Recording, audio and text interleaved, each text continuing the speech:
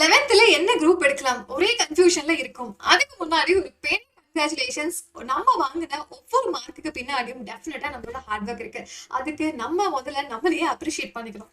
சரி, இப்போ நான் வந்து நீட் எடுக்கலாமா இல்ல இன்ஜினியரிங் சூஸ் பண்ணலாமா அப்படிங்கிற ஒரு தெளிவு இல்லாம இருக்கேன் அப்படின்னா நீங்க பயோ மேக்ஸ் எடுத்துக்கலாம். ஸோ அது நமக்கு 2 ஆப்ஷனுமே இருக்கு. நம்ம அதுக்கு தகுந்த மாதிரி ப்ரிப்பேரும் பண்ண ஆரம்பிச்சிடலாம்.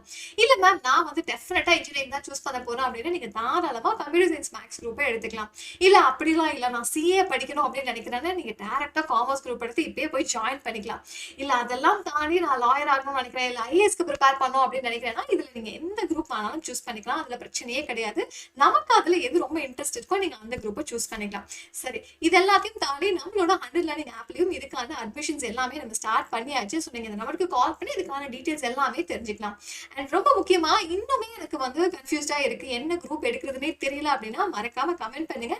அண்ட் நீங்க என்னென்ன குரூப் எல்லாம் ஆல்ரெடி சூஸ் பண்ணிருக்கீங்களோ அதையும் எனக்கு மென்ஷன் பண்ணி சொல்லுங்க. And all the very best.